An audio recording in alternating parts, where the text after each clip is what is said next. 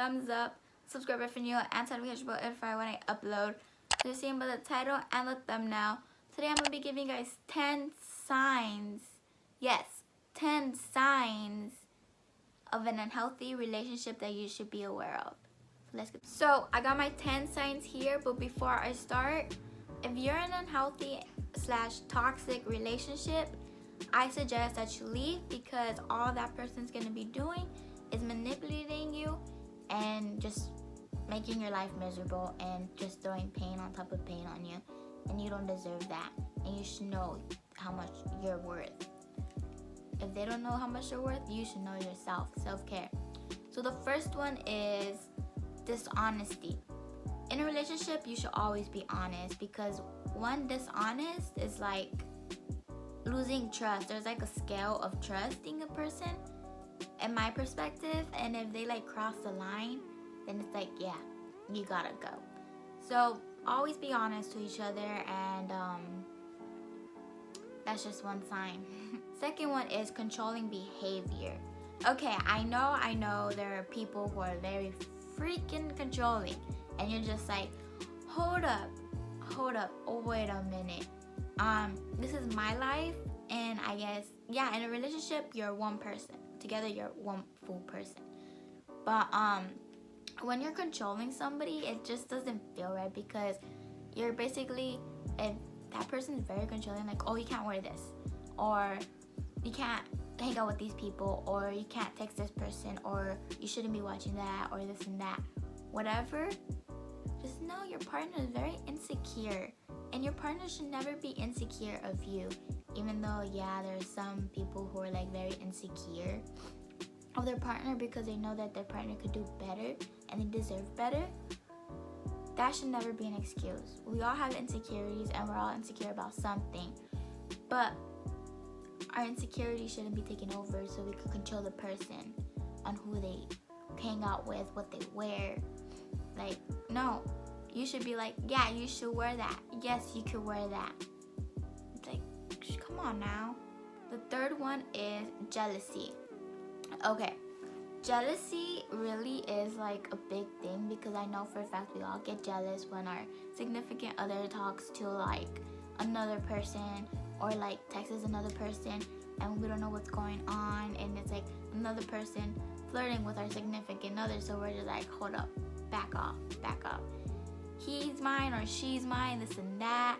But like, don't let your jealousy get in the way. I mean, yeah, jealousy means that you care and all, but do not let your jealousy get in the way of the relationship and everything, because to me, I feel like it'll ruin it a bit, because it's like your significant other is gonna be like, damn, he's jealous, or damn, she's jealous. Like, they're just gonna take advantage of that.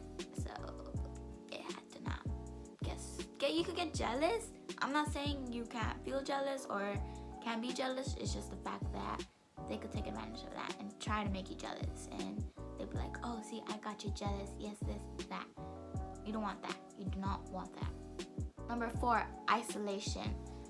Isolation is basically like controlling behavior. It's based not off of it, but like it's in the similar area of it, because when your significant other controls you, they will want you to isolate yourself and only be with them, not be like with your family, with your friends, or even like go outside. They'll be like, I'll be behind you, I'll be here, I'll be there with you, I'll be everywhere with you, and you're just like, I'm my own person. In a relationship, you should both know that you're both your own person. Yeah, in a relationship, you're like one person, but you gotta learn the fact that you're both your own person, individuals. Learn how to be individuals in a relationship, because there's gonna be a time that comes that this relationship wouldn't work out, and then you're just like, frick, I can't live without this person. Like, I did everything with this person. So make sure you know how to maintain all of that. The 5th one is codependency. I don't necessarily know what codependency is. Let's search that up. Codependency definition. definition. Okay, got it.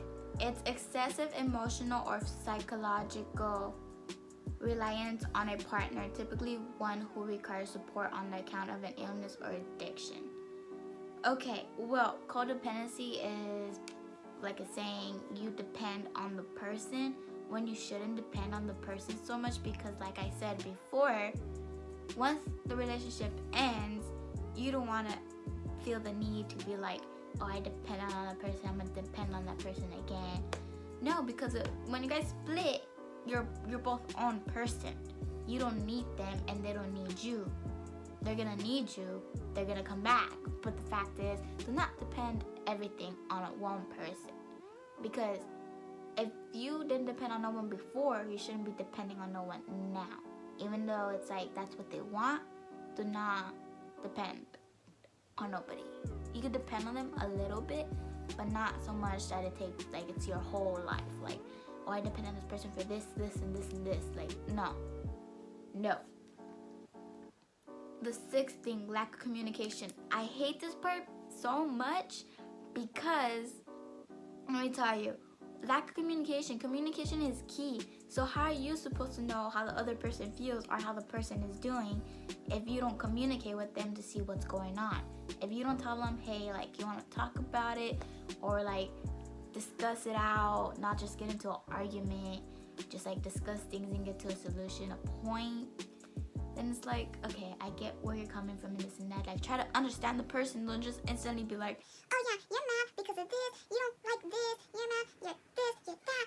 it's just, it gets into an argument, and you both just be petty with each other, and you're both just like, to a verge that it's just like you guys will end the relationship right there, because you both don't have communication, or one person won't have communication while the other one just keeps on trying to open that person up and be like, hey, I want to talk about this, hey, I think we should talk about this, hey, I think we should get to a point. Like, what's so hard about communicating? Like, nowadays you can't even communicate with a person because they'll get mad or offended, and you're just like, I'm not trying to offend you or get you mad, it's just I want to get to a point with you. So, the seventh thing, disrespect.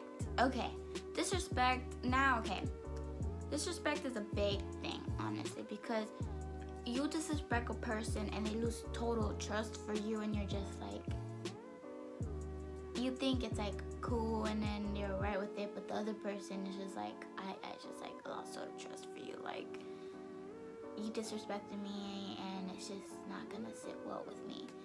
So, nowadays, these girls, boys, it's for both sides. Don't think that it's just one side. Boys disrespect the most, girls disrespect. No, it goes for both sides, boys and girls. They both disrespect each other. So, I don't know why just this generation, they'd be like, boys ain't shit, girls ain't shit. and it's just like, basically you both ain't shit, but you both dated each other. So, make it make sense, please. Okay? But yeah, do not disrespect a person. That's just not right. The eighth one, manipulation. Manipulation is when they manipulate you. Big time. I will say I've been manipulated so many times that it's just like, it got to a point where I'm just like, yeah, you cannot get past me no more. I passed that. But do not ever let someone manipulate you, because it's the worst feeling. They'll make you feel like you're dumb, like you don't know what the hell is going on, and you don't want that. So keep that in mind. 9, criticism. In a relationship, you should never criticize your significant other. That's a part that nobody understands. If you guys are playing around, then yeah. If it's a joke, yeah.